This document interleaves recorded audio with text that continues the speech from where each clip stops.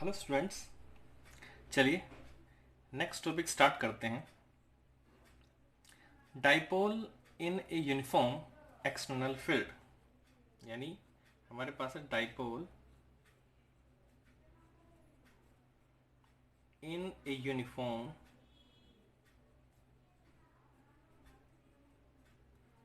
External field.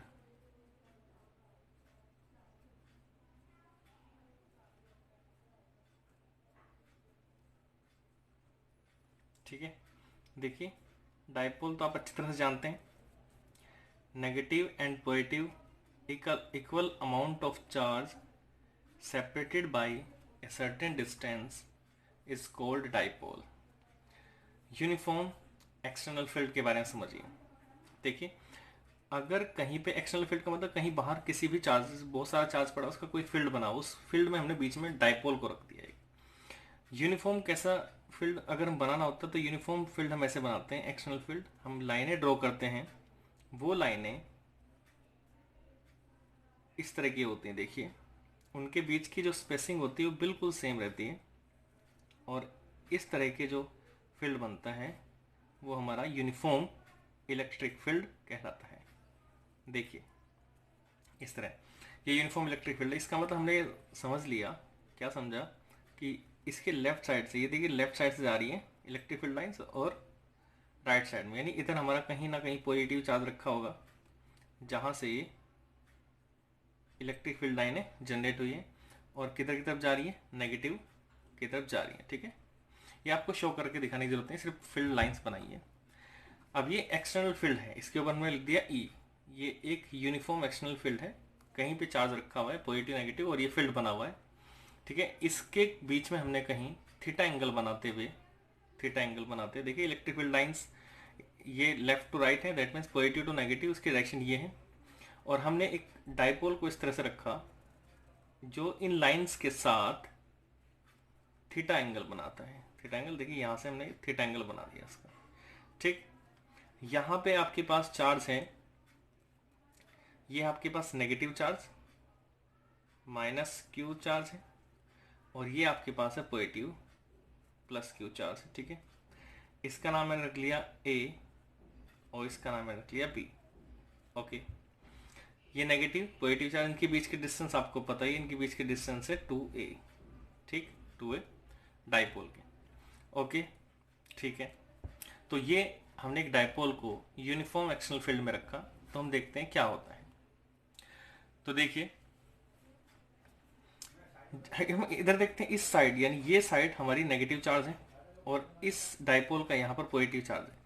तो ये negative charge इस पॉजिटिव चार्ज को अपनी तरफ अटैक करेगा, कितने फोर्स से, हमने कहा ये फोर्स लगेगा प्लस क्यू ई। अब तुम कहोगे ये फोर्स कहाँ से आया। देखिए, अगर हमें इलेक्ट्रिक फील्ड का पता है, ठीक है, हमें पता है इलेक्ट्रिक फील्ड है यहाँ पे इतना, इलेक्ट्रिक फील्ड ई है, और वहाँ पे हम कोई चार्ज लेके आएंगे, उस पर कितना फोर्स लगेगा, ये फॉर्मूला हमने पहले पढ़ चुके हैं। देखिए इलेक्ट्रिक फील्ड का फॉर्मूला हमारे पास क्या है, फोर्स अपॉन में चार्ज। पहली डेफिनेशन इलेक्ट्रिक फील्ड की यही है। अगर आपको इलेक्ट्रिक फील्ड पता है और आप कुछ चार्ज रखने जा रहे हो उसके अंदर, तो फोर्स पर कितना लगेगा, Q इंटू ई, इतना फोर्स लगेगा पहली डेफिनेशन से। देखिए इलेक्ट्रिक फील्ड के दो फॉर्मूले बताए थे आपको, E equals to F upon में क्यू, और दूसरा फॉर्मूला था E equals to k q upon r square. देखिए ये सोर्स चार्ज के साथ फॉर्मूला है, और ये टेस्ट चार्ज के साथ फॉर्मूला है। ठीक है, तो ये फॉर्मूला हम लगाएंगे। अगर हमें इलेक्ट्रिक फील्ड पता है और हम उसके अंदर क्यू चार्ज रखने जा रहे हैं, तो उस पर फोर्स कितना लगेगा, क्यू ई, और इसकी डायरेक्शन क्या होगी, देखो ये पॉजिटिव है और ये नेगेटिव, तो अट्रैक्टिव फोर्स लगेगा इस डायरेक्शन नेगेटिव चार्ज की तरफ। ठीक है, इस पर फोर्स इस साइड लगेगा, और इस फोर्स, ये फोर्स कहलाएगा आपका माइनस क्यू ई। अब इसको माइनस में लिख दो, या डायरेक्शन के कारण माइनस में, एक ही बात है।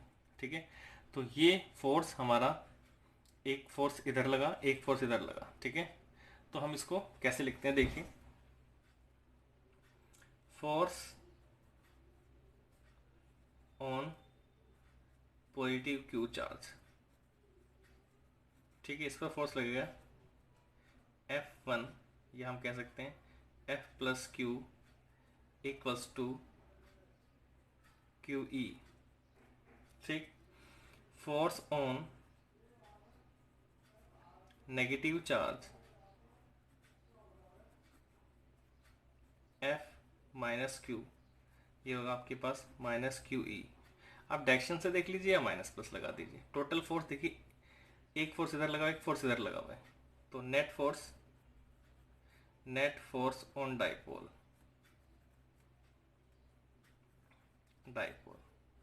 नेट फोर्स ऑन डाइपोल हमारे पास होगा F equals to plus q E minus q E equals to zero.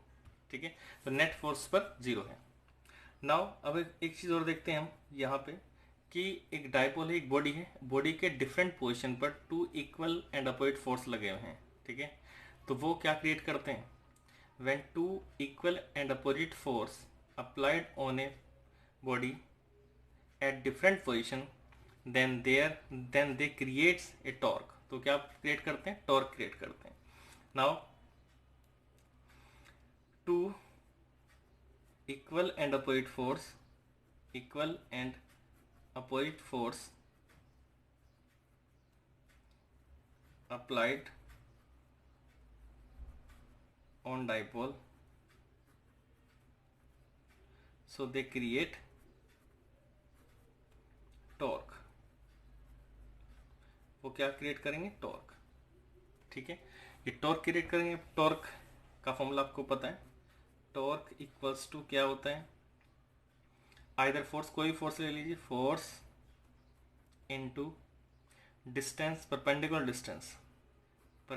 Distance between two force, दोनों फोर्स के बीच की परपेंडिकुलर डिस्टेंस। ओके, अब ठीक है, टॉर्क हम निकालना चाहते तो हमने कहा कि यार ये दो फोर्स लगे हुए, देखिए एक फोर्स यहाँ पे, एक फोर्स, इनके बीच की परपेंडिकुलर डिस्टेंस बनाने के लिए हमने क्या किया, यहाँ से एक परपेंडिकुलर ड्रॉ किया ऐसे करते हुए। ठीक है, और यहाँ से इस लाइन को ज्वाइन कर दिया एन। तो देखिए दो फोर्स, अगर मैं कहूँ ये फोर्स यहाँ से स्टार्ट मानूँ तो ये फोर्स यहाँ एन से स्टार्ट है और ये फोर्स यहाँ से, तो उनके बीच में परपेंडिकुलर डिस्टेंस क्या हुई, B N. Now from figure से, अगर फिगर से हम देखते हैं,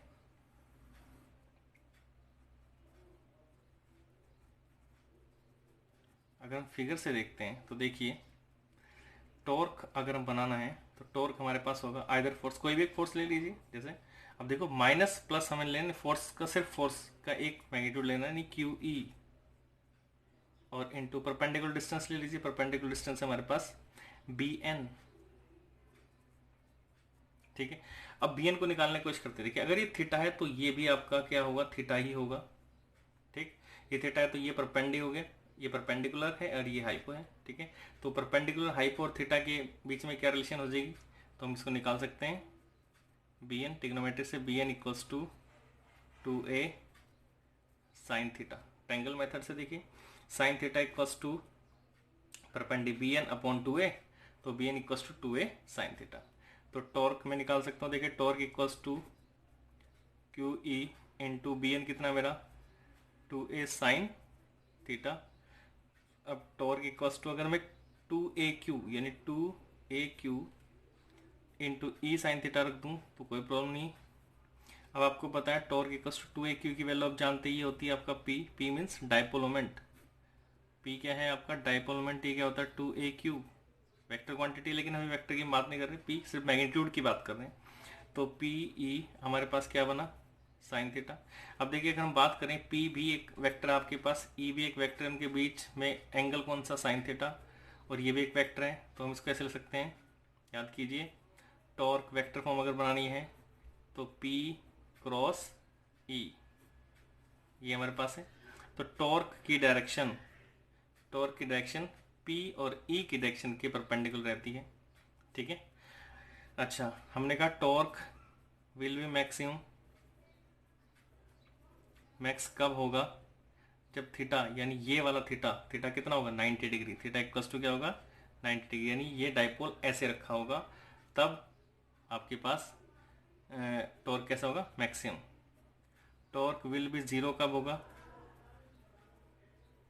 जीरो का जब थीटा आपके पास क्या होगा जीरो, यानी उसी डायरेक्शन में रखा होगा, उसी डायरेक्शन में, यानी डाइपोल भी इलेक्ट्रिक फील्ड के डायरेक्शन में ऐसे रखा होगा। ठीक है, माइनस चार्ज इधर प्लस चार्ज इधर, तो ऐसे रखा होगा डाइपोल मोमेंट, यानी नेगेटिव टू पॉजिटिव, नेगेटिव इधर पॉजिटिव इधर। तो समझो कि टॉर्क कितना लगेगा, 0 लगेगा। ठीक है, तो जब भी हम किसी यूनिफॉर्म इलेक्ट्रिक फील्ड में डायपोल को रखते हैं तो उस पर एक टॉर्क लगता है, उसकी एक्सप्रेशन क्या है, torque equals to P cross E. Okay, next topic start करते हैं, चलिए, जिसका नाम है इलेक्ट्रिक फ्लक्स। इलेक्ट्रिक फ्लक्स, तो पहले समझिए फ्लक्स क्या होता है। देखिए फ्लक्स आपका है क्या, तो फ्लक्स है सम काइंड ऑफ फ्लो,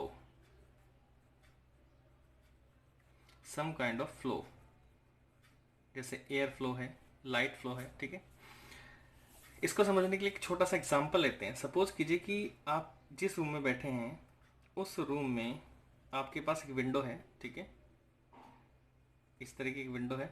ठीक है, और आप इस विंडो से एयर एंटर करना चाहते हैं अपने रूम में, तो आप देखते हैं कि आपके पास कुछ कंडीशंस हैं कि एयर का डायरेक्शन जो है, एयर की डायरेक्शन उस विंडो के परपेंडिकुलर होनी चाहिए, यानी एयर की डायरेक्शन इस तरफ होनी चाहिए, ऐसे। ठीक है, अगर विंडो के परपेंडिकुलर एयर की डायरेक्शन होगी तो आपके रूम में एयर का फ्लो ज़्यादा होगा, ये आप बात मानते हैं। ठीक है, अगर ये विंडो एयर के डायरेक्शन में नहीं होगी तो आपके रूम में एयर का फ्लो कम होगा। ठीक है, ये बात आप समझते हैं। देखिए मैं एक चीज़ और बताना चाहता हूँ आपको, एरियल वेक्टर क्या होता है। एरियल वेक्टर, इससे पहले आप एरियल वेक्टर समझ लीजिए। सपोज कीजिए आपके पास कोई सरफेस है ये, ठीक है, तो इसके मैग्नीट्यूड के साथ साथ हमें इसकी डायरेक्शन भी पता होनी चाहिए। तो देखिए डायरेक्शन क्या होती है, किसी भी सरफेस एरिया पर उसके परपेंडिकुलर हम वेक्टर ड्रॉ करते हैं। ये इसका सरफेस एरिया है, इसके जिसका मैग्नीट्यूड है ds, और ये n कैप नॉर्मल वेक्टर, उस पर एक नॉर्मल वेक्टर उसकी डायरेक्शन कहलाता है। ये डायरेक्शन यहाँ से नॉर्मल ऐसे भी हो सकता है, ऐसे भी हो सकता है, कहीं से भी हो सकता है, नॉर्मल वेक्टर होना चाहिए वो। ठीक है, तो किसी भी सरफेस पर जो नॉर्मल वेक्टर होता है उसकी सरफेस के नॉर्मल जो वेक्टर निकलता है उसको हम बोलते हैं उसकी डायरेक्शन। ओके, तो इस विंडो की डायरेक्शन किधर है, इधर, और एयर का फ्लो किधर है, इधर, तो दोनों सेम ही डायरेक्शन में है, इसलिए ज़्यादा से ज़्यादा एयर का फ्लो होगा विंडो में। अगर अगर एरियल वेक्टर, यानी एरियल, देखो इसका मैं एरियल वेक्टर अगर बनाना चाहूँ, इस विंडो का एरियल वेक्टर आपका ये है एन कैप, एन कैप। ठीक है, एन कैप यानी इस विंडो का एरियल वेक्टर और एयर की फ्लो की डायरेक्शन दोनों सेम होनी चाहिए, तो आपके रूम में एयर का फ्लो ज़्यादा होगा। ठीक है, ये कॉन्सेप्ट आप समझ गए। सिंपल सी बात है समझने की, अगर अगर आपकी विंडो का फेस एयर के डायरेक्शन में है तो रूम में एयर ज़्यादा फ्लो करेगी। ठीक है, तो हम उसको फिजिक्स की लैंग्वेज में क्या कहते हैं कि अगर अगर आपकी विंडो यानी सरफेस एरिया का नॉर्मल वेक्टर और एयर की डायरेक्शन सेम है तो हमारे रूम में एयर ज़्यादा आएगी। ओके, तो हम अब इलेक्ट्रिक फ्लक्स पे चलते हैं और समझते हैं इलेक्ट्रिक फ्लक्स क्या है। हमने कहा इलेक्ट्रिक फ्लक्स की डेफिनेशन क्या है। देखिए electric flux, number of field lines, number of field lines, electric field lines, ध्यान रखना, number of electric field lines passing through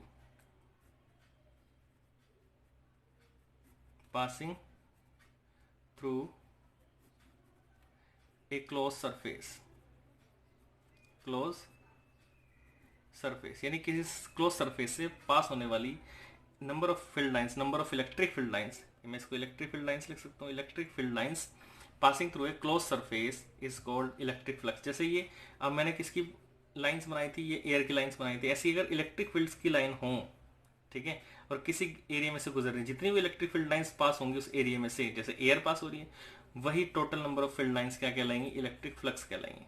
ठीक है, देखिए तो अब हमें पता चल गया कि ये फ्लक्स फाई से डिपेंड करते हैं, इसको फाई से। ठीक है, किन किन चीज़ों पर डिपेंड करता है, हमने कहा एरिया पर डिपेंड करता है, जितना ज़्यादा एरिया होगा उतना ही फ्लक्स एयर ज़्यादा होंगी। ठीक है, दूसरा किस पे डिपेंड करता है, दूसरा डिपेंड करता है आपके पास जितनी ज़्यादा एयर होगी उतना ही ज़्यादा, यानी जितनी इलेक्ट्रिक फील्ड लाइंस जितनी ज़्यादा होंगी, ठीक है, इलेक्ट्रिक फील्ड जितना ज़्यादा होगा, एयर जितनी ज़्यादा तेज चलेगी, ठीक है, उस पर डिपेंड करता है। और तीसरा एक चीज़ और समझिए, सपोज कीजिए कि मैं से कहूँगा इलेक्ट्रिक फील्ड, देखिए जितना इलेक्ट्रिक फील्ड होगा और जितना एरिया होगा, इलेक्ट्रिक फील्ड और into surface area, ds delta s, यानी सरफेस एरिया और इलेक्ट्रिक फील्ड की मल्टीप्लाई डायरेक्ट क्या कहलाएगी, आपकी फ्लक्स कहलाएगी। क्योंकि ये फ्लक्स किस पे डिपेंड करता है, जितना इलेक्ट्रिक फील्ड लाइंस ज़्यादा होंगी उतना ही एरिया आपका फ्लक्स ज़्यादा होगा, उतना ही फ्लो ज़्यादा होगा, जितना सरफेस एरिया ज़्यादा होगा उतना ही फ्लो ज़्यादा होगा। और एक और चीज़ पे डिपेंड करती है, हम देखते हैं जरा, सपोज कीजिए विंडो, फिर से मैं आपको बनाता हूँ, विंडो है ये, और ये हमने कहा इस विंडो की हम बात करें अगर, तो देखिए इस विंडो का, इस सरफेस का जो सरफेस एरिया वो कितना है, ds, ये हम डेल्टा एस लिख सकते हैं या ds लिख सकते हैं, एक ही बात है। नॉर्मल वेक्टर किधर है, इधर, ठीक है। और इससे गुजरने वाला जो इलेक्ट्रिक फील्ड लाइन्स है उसकी डायरेक्शन भी किधर ही है, इधर ही है। इलेक्ट्रिक फील्ड लाइन्स की डायरेक्शन भी इधर ही है, ठीक है। तो इनके बीच का एंगल थीटा कितना हुआ, थीटा हुआ 0। देखो इस एरियल वेक्टर यानी सरफेस ds जो है हमारे पास सरफेस है, सरफेस और इलेक्ट्रिक फील्ड दोनों के बीच का एंगल कितना है, 0 है। एक और समझिए, हमने कहा अगर सपोज कीजिए कि हमारे पास ये सरफेस इस तरह से है, सरफेस कैसे, इस तरह से हमारे पास सरफेस है, और अब की बार सरफेस, इसका सरफेस यानी सरफेस वेक्टर या फिर एरियल वेक्टर तो इधर ही होगा। हम इसको ds भी लिख सकते हैं, याद रखना ds वेक्टर भी लिख सकते हैं इसको, n ds यहाँ लिख के n कैप यहाँ लिख सकते हैं, या फिर ds वेक्टर डायरेक्ट लिख सकते हैं। और इलेक्ट्रिक फील्ड लाइंस आपकी इधर जा रही हैं, देखिए आपकी विंडो के परपेंडिकुलर नहीं है, वो विंडो से थीटा एंगल बना के जा रही हैं, ठीक है, यानी उस सरफेस से थीटा एंगल बना के जा रही है। तो देखिए इस इलेक्ट्रिक फील्ड को मैं दो कंपोनेंट में डिवाइड कर सकता हूं, एक तो इधर आएगी ई कोस थीटा और एक इधर जाएगी ई साइन थीटा, ठीक है।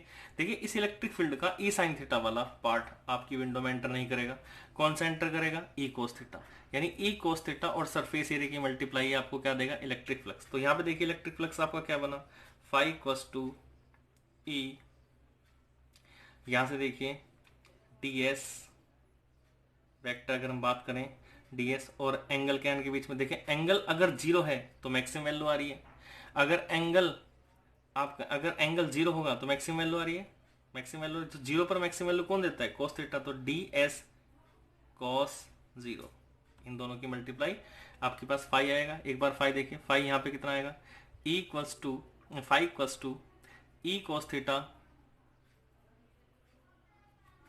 और इंटू ds, या हम इसको लिख सकते हैं five equals to E ds cos theta. फिर से एक बार समझिए कि हमने इलेक्ट्रिक फील्ड्स को बोला जितने नंबर ऑफ फील्ड लाइंस के सरफेस एरिया पर, सरफेस एरिया से पास होती है, हमने कहा इलेक्ट्रिक फील्ड लाइन जितनी होंगी उतना ही फ्लक्स ज़्यादा होगा, जितना सरफेस एरिया ज़्यादा होगा उतना ही फ्लक्स ज़्यादा होगा। तीसरी बात है एंगल, तीसरी बात है एंगल। देखिए अगर electric field lines surface area के परपेंडिकुलर है या सरफेस एरिया के परपेंडिकुलर और आपके नॉर्मल के पैरेलल हैं, यानी क्योंकि इस सरफेस एरिया की डायरेक्शन किधर है, इधर, उसी डायरेक्शन में इलेक्ट्रिक फील्ड लाइंस हैं, तो आपके पास फाइव क्या निकल के आएगा, आपके पास फाइव निकल के आएगा, फाइव इक्वल्स टू सिर्फ इलेक्ट्रिक फील्ड और सरफेस एरिया, ठीक है।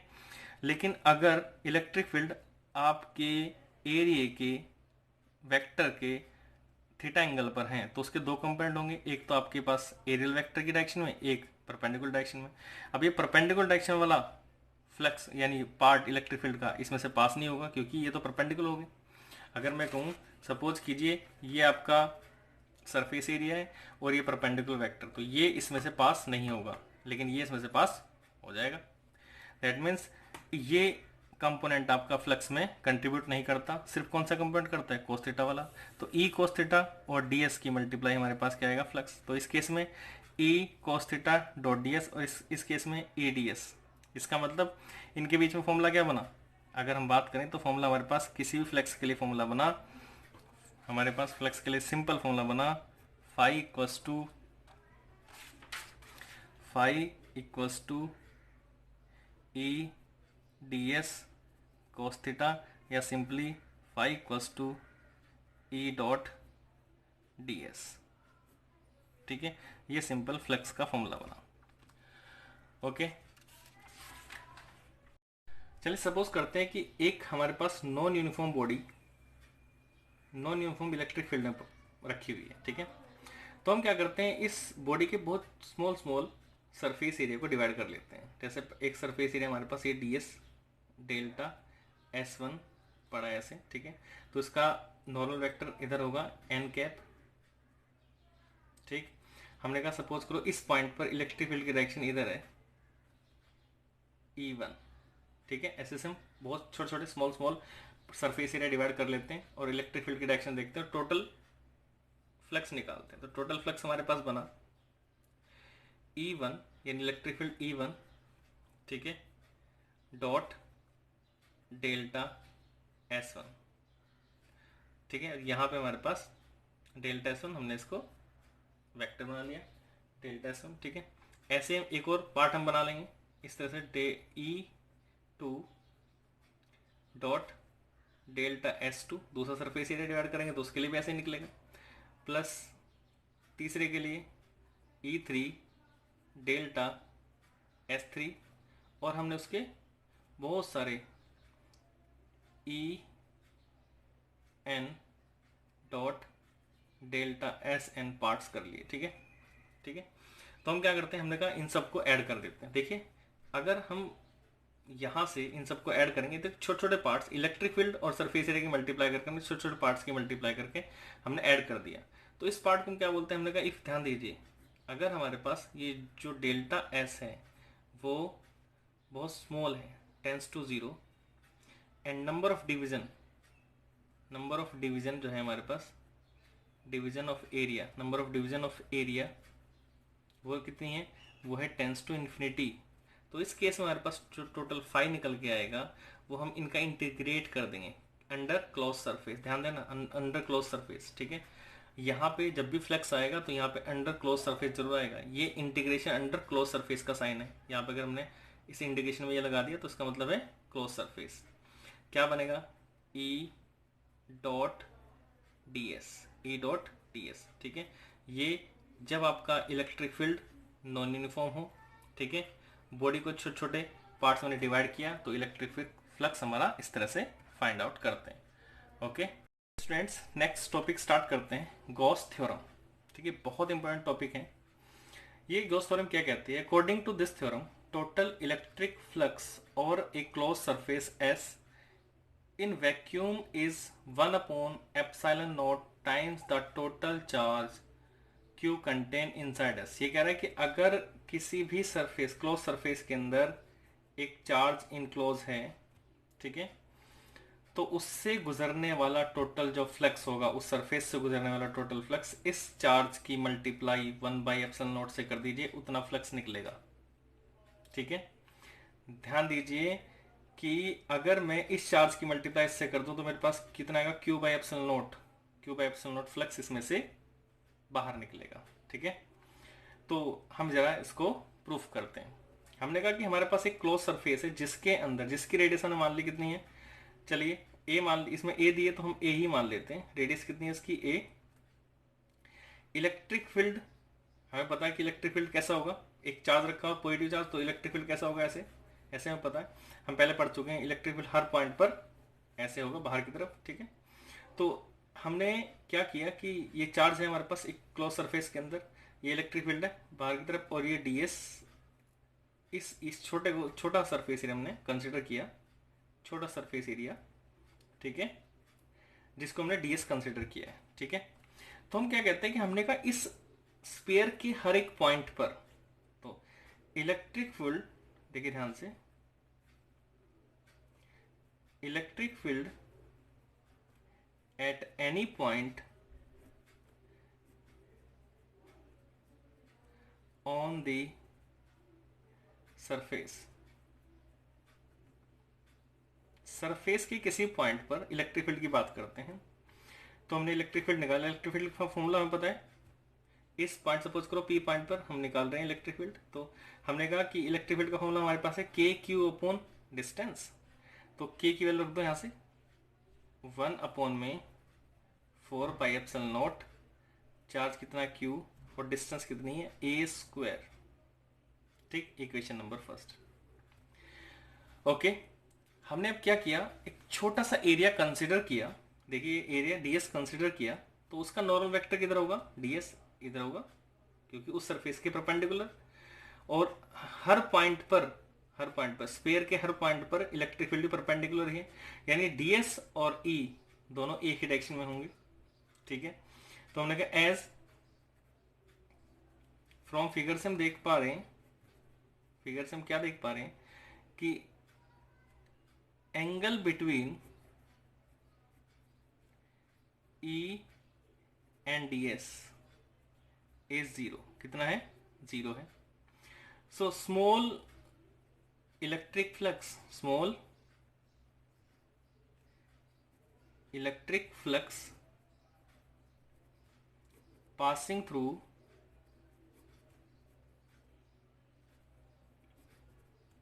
सरफेस ds कितना होगा, हमने कहा वो होगा डी फाई, छोटा सा इलेक्ट्रिक फील्ड डी फाई होगा, d phi equals to e dot D s cos zero, cos क्या होगा, कोस जीरो, क्योंकि एंगल उनके बीच का कैसा है, जीरो, इक्वल्स टू क्या होगा, E D S. Okay, total electric flux, हम टोटल इलेक्ट्रिक फ्लक्स की बात करें, total electric flux through surface S, ठीक है, इस पूरे सरफेस से टोटल इलेक्ट्रिक फ्लक्स निकालते हैं। छोटे छोटे एरिया हमने डिवाइड कर लिया, तो एक एरिया से निकलने वाला इलेक्ट्रिक फ्लक्स कितना है, इतना, तो टोटल इलेक्ट्रिक फ्लक्स कितना होगा, फाई इक्वल्स टू, कितना होगा, phi equals to integration, close surface की बात करें, integration of E dot D S. Okay, जरा इधर आ जाइए, हमने ई डॉट डी एस कर लिया, अब जरा इस पे ध्यान देते हैं। यहां से देखिए, ई को हम बाहर रखेंगे क्योंकि ई हर पॉइंट पर कांस्टेंट है, और इंटीग्रेशन किसका करेंगे, क्लोज सरफेस का, किसका, डीएस का। तो डीएस का सरफेस का इंटीग्रेशन क्या आएगा, छोटे छोटे टुकड़ों को हम ऐड करेंगे पूरे सरफेस एरिया को, तो कितना आएगा, पूरा सरफेस एरिया, और ये टोटल सरफेस एरिया कितना होगा, phi equals to A into surface area, बताओ पूरे स्क्वायर का सरफेस एरिया कितना है, 4 पाई ए स्क्वायर। ओके, तो फाई इक्वल्स टू, अब ई की वैल्यू हम पहले इक्वेशन से देखिए रख सकते हैं, यहां से 1/4 pi epsilon not into Q upon में ए स्क्वायर, और 4 पाई, यहाँ से 4 पाई ए स्क्वायर, इससे ये कैंसिल, 4 पाई से 4 पाई कैंसिल, तो फाई कितना बचा, क्यू बाई एप्सिलॉन नॉट। तो total flux passing through a close surface area equals to क्या होगा, Q multiply by 1 by epsilon naught, ठीक है। और फाई हमारा, हम इसको ऐसे भी सकते हैं, फाई हमारा क्या होता है, फाई हमारा integration of E dot D S भी फाई को भी बोलते हैं, तो ई डॉट डी एस भी हमारा कितना होगा, क्यू बाई एप्सिलॉन नॉट, ठीक है। तो ये गॉस थ्योरम है, बहुत इंपॉर्टेंट थ्योरम है, एग्जाम में पूछी आती है। ओके स्टूडेंट्स, चलिए गॉस थ्योरम के कुछ एप्लीकेशंस पढ़ते हैं, एप्लीकेशन ऑफ गॉस लॉ, ठीक है। एप्लीकेशन पढ़ने से पहले एक चीज समझिए, गॉसियन सरफेस क्या होती है। गॉसियन सरफेस, कहीं भी अगर चार्ज रखा हुआ है तो उसके चारों तरफ हम एक हाइपोथेटिकल क्लोज सरफेस इमेजिन कर लेते हैं, जिस पर इलेक्ट्रिक फील्ड हर जगह एक सिमेट्रिकल हो, यानी इलेक्ट्रिक फील्ड की सिमेट्री बनी हो, ठीक है, ताकि इलेक्ट्रिक फील्ड निकालना बड़ा ही सिंपल हो जाए। तो देखिए, any hypothetical close surface enclosing A charge is called the Gaussian surface of that charge, ठीक है। गॉसियन सरफेस यानी एक हाइपोथेटिकल, जो होती नहीं है लेकिन हम उसको सोच लेते हैं, जिसके अंदर क्लोज सरफेस, जिसके अंदर चार्ज इनक्लोज है, ठीक है, उसको हम गॉसियन सरफेस बोलते हैं, उस चार्ज की। तो चलिए सपोज करते हैं हमारे पास क्या है कि क्या निकालना, electric field due to a line charge. Line charge हमारे पास एक लाइन है, बहुत लंबी लाइन है ये, ठीक है, और इनफाइनिटली लॉन्ग वायर है, इस पर चार्ज डिस्ट्रीब्यूटेड है, ठीक है। हमने पहले पढ़ा था, इसके लिए हम एक क्वांटिटी इंट्रोड्यूस की थी, इसका नाम था लीनियर चार्ज डेंसिटी, ठीक है, लैम्डा। तो ये कह रहा है कि consider thin infinitely long straight line, charge of linear charge density कितनी है उसकी, लैम्डा, ठीक है। तो हमने क्या किया, उसके चारों तरफ एक गॉसियन सरफेस को इमेजिन किया, सिलेंड्रिकल गॉसियन सरफेस, जिसकी लेंथ क्या है, एल। देखिए ये हमने इमेजिन की है, ये डेरिवेशन है, आपको डेरिवेशन याद करनी है, ये हमने इमेजिन की है क्या, एक सिलेंड्रिकल गॉसियन सरफेस। हम इसके पी पॉइंट पर ध्यान देना, इस पी पॉइंट पर इलेक्ट्रिक फील्ड निकालना चाहते हैं। इस लाइन ने पी पॉइंट पर कितना इलेक्ट्रिक फील्ड बनाया, तो पी पॉइंट से जाने वाला एक सिलेंडर हमने बना लिया इस लाइन के अराउंड, ठीक है, सिलेंड्रिकल, इसको हम बोलते हैं गॉसियन सरफेस, एक हमने सिलेंडर बनाया जिसकी सरफेस पर पी पॉइंट है और जिसके अंदर चार्ज है, ठीक है, और इसकी लेंथ कितनी रखी है हमने, एल रखी है, ठीक है। तो सबसे पहला हमारा काम क्या होता है, अगर हम एप्लीकेशन यूज कर रहे हैं किसके, गॉस लॉ की, तो सबसे पहला काम होता है हमारा गॉसियन सरफेस को इमेजिन करना।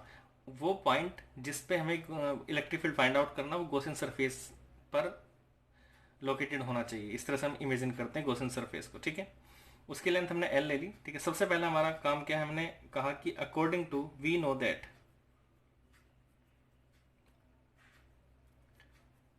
That phi equals to, Gauss law क्या कहता है, phi equals to Q by epsilon not.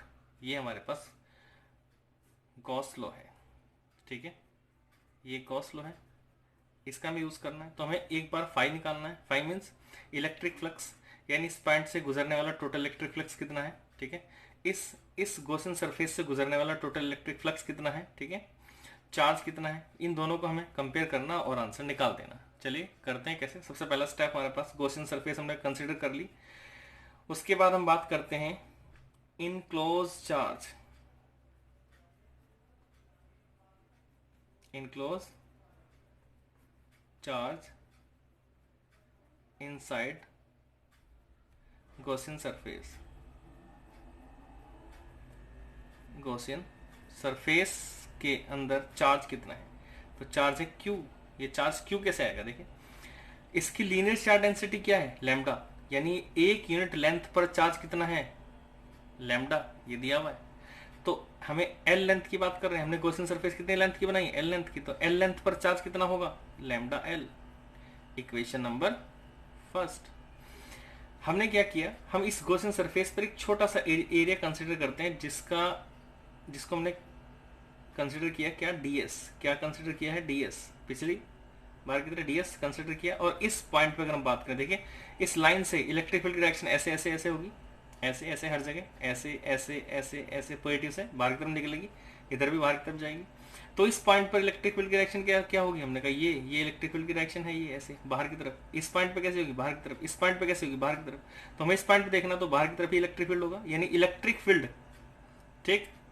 और डीएस दोनों की हम बात करते हैं, तो डीएस भी सरफेस एरिया भी देखिए, सरफेस एरिया का हम देखेंगे, सरफेस एरिया का वेक्टर भी बाहर की तरफ ही होगा। दोनों के बीच का एंगल कितना होगा, 0।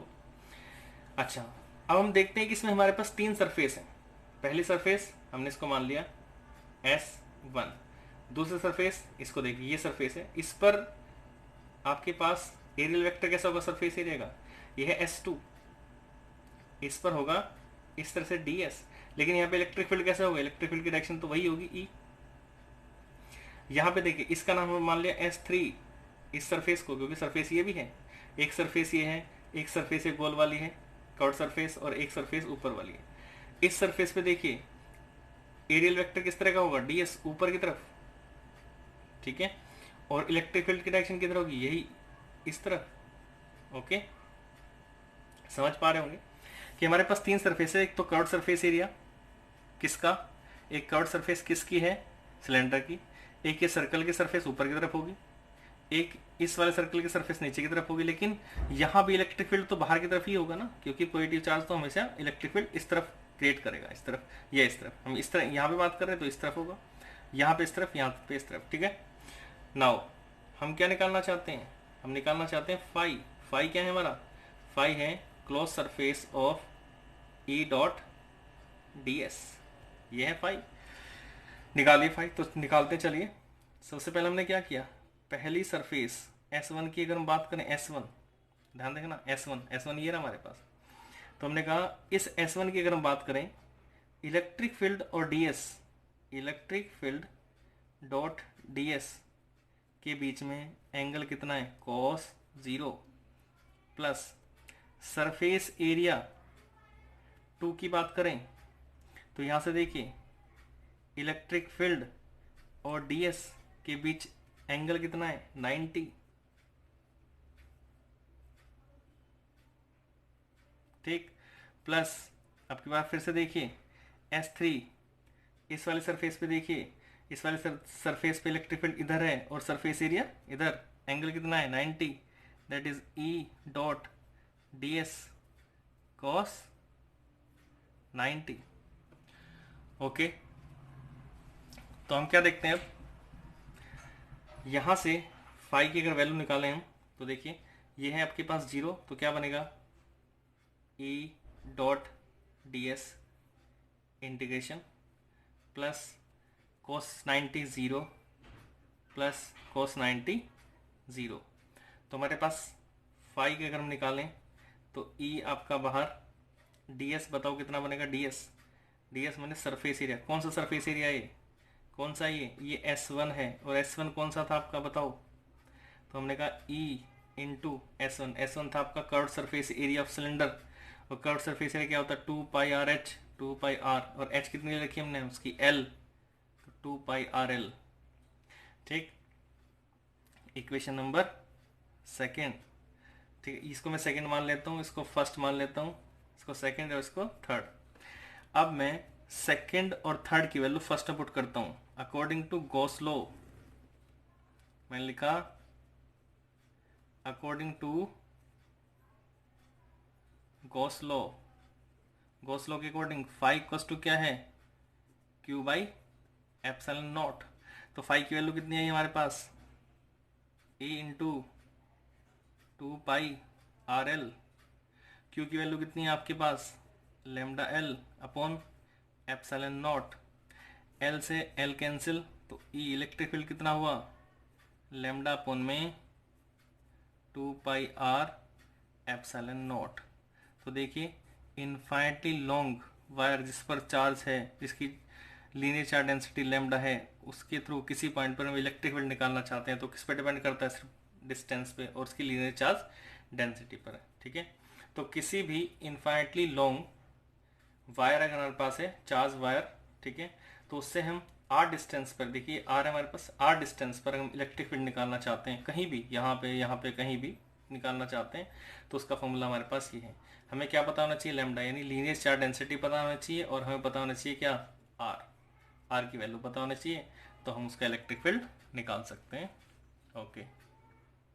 ओके स्टूडेंट्स, चलिए नेक्स्ट एप्लीकेशन पढ़ते हैं गॉस लॉ की। ये एप्लीकेशन क्या है आपकी, electric field due to an, ये है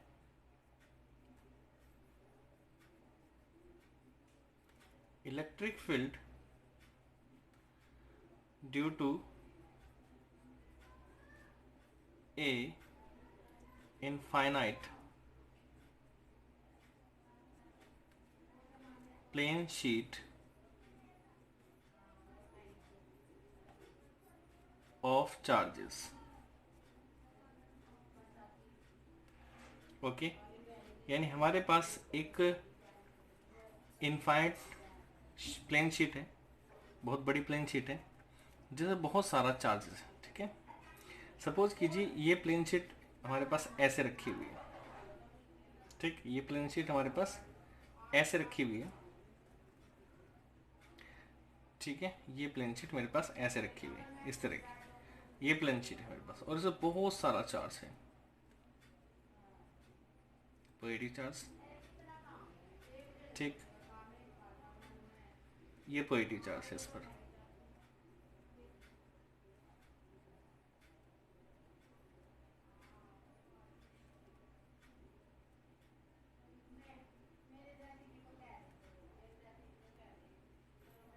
ओके, और हम इस पॉइंट, इस प्लेन शीट से आर डिस्टेंस पर, ठीक है, ये किसी भी डिस्टेंस पर, या आर डिस्टेंस मान लेते हैं, एक पॉइंट है पी, और उस पॉइंट पे मैं इलेक्ट्रिक फील्ड निकालना चाहता हूं। ठीक है, तो सबसे पहला हमारा काम क्या होता है कि हम एक ऐसा गॉसियन सरफेस इमेजिन कर लें जिसके हर पॉइंट पर इलेक्ट्रिक फील्ड की सिमेट्री मिले। तो हम क्या करते हैं, यहाँ पे एक ऐसा सिलेंड्रिकल पार्ट ले लेते हैं। ठीक है, एक सिलेंड्रिकल गॉसियन सरफेस इमेजिन करते हैं हम। ठीक है, जिसके इस सरफेस पर, देखिए सिलेंड्रिकल ऐसा, ये शीट के अंदर से सिलेंडर जाएगा ऐसे। ठीक है, ये सिलेंडर ऐसे जाएगा,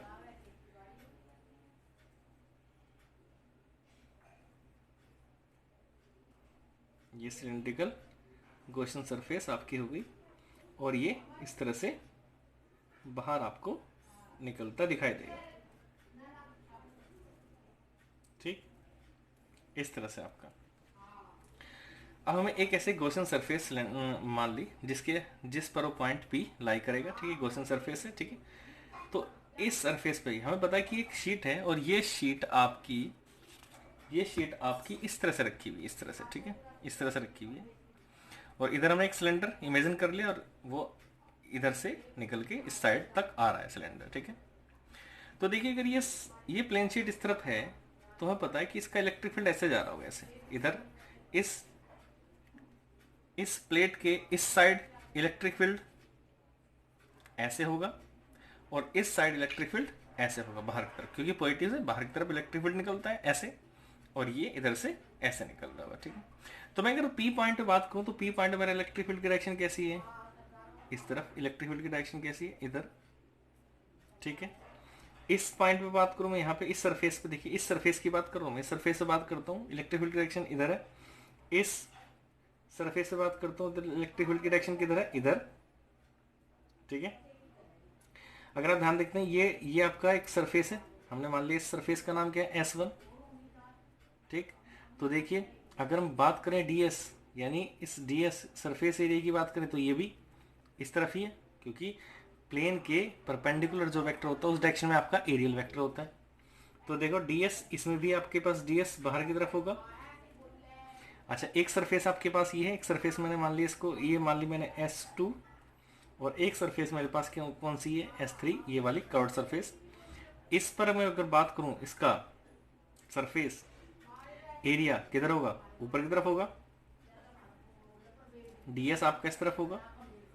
लेकिन इस पॉइंट पे भी अगर मैं इस पॉइंट मानूं तो आपका सरफेस एरिया यानी एरियल वेक्टर आपका इधर होगा, क्योंकि वो सरफेस के परपेंडिकुलर रहता है। और आपका जो इलेक्ट्रिक फील्ड वेक्टर है वो तो इसी डायरेक्शन में रहेगा, क्योंकि इलेक्ट्रिक फील्ड तो पॉजिटिव से बाहर की तरफ होती है, यानी इलेक्ट्रिक फील्ड की डायरेक्शन वही रहेगी आपकी ये।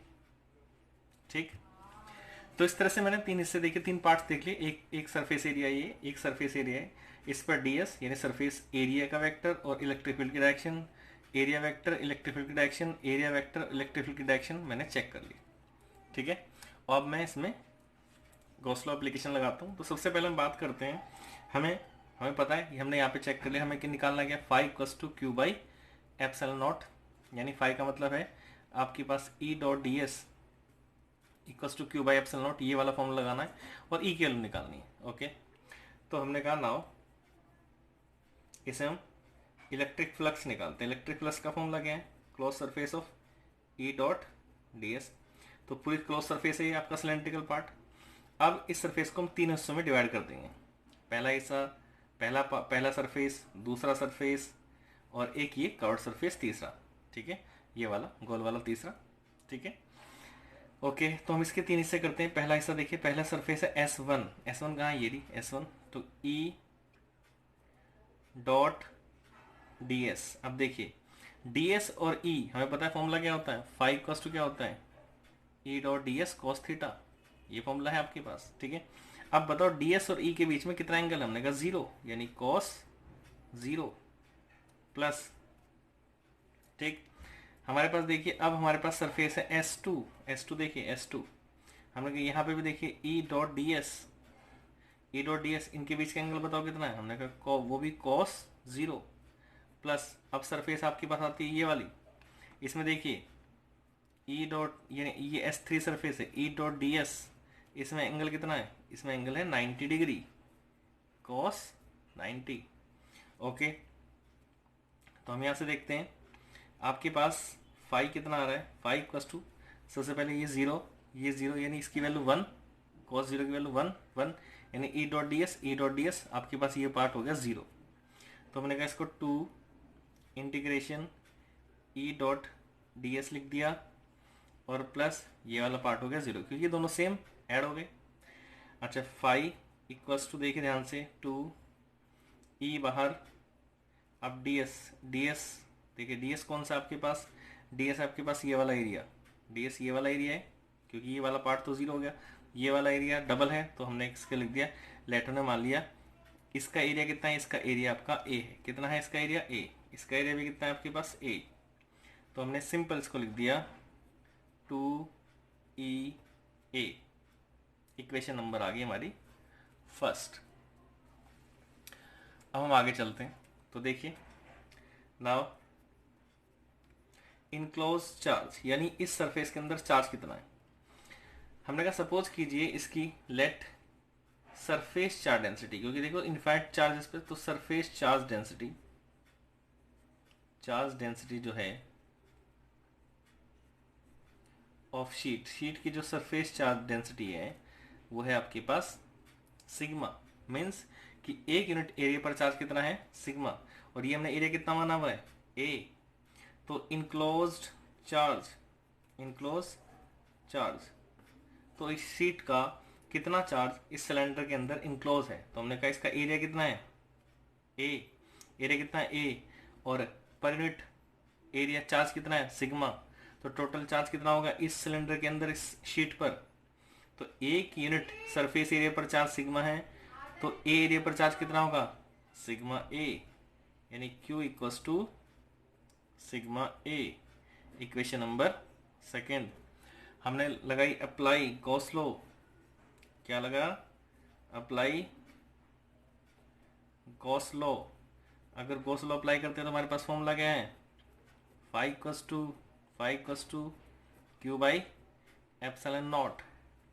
तो फाई की वैल्यू रख दीजिए। फाई की वैल्यू कितनी है हमारे पास यहाँ से, 2EA इक्वल्स टू क्यू कितना आपके पास, sigma a upon epsilon naught. देखिए यहाँ से ए से ए कैंसिल, तो ई की वैल्यू कितनी आई हमारे पास, सिग्मा अपॉन 2 एप्सिलॉन नॉट। ठीक, तो अब इससे एक चीज़ देखिए, समझिए आप कि electric field due to a charge on a sheet distance पे डिपेंड नहीं करता। इनफाइनाइटली चार्ज शीट है आपके पास अगर, तो उससे जो इलेक्ट्रिक फील्ड बनता है वो डिस्टेंस पे डिपेंड नहीं करता है। किस पे डिपेंड करता है, सरफेस चार्ज डेंसिटी और मीडियम पे डिपेंड करता है। तो ये आपके पास इलेक्ट्रिक फील्ड का एक फॉर्मूला बन गया अगर आपके पास इनफाइनाइटली प्लेन शीट है, शीट ऑफ चार्ज है। ठीक है, ओके।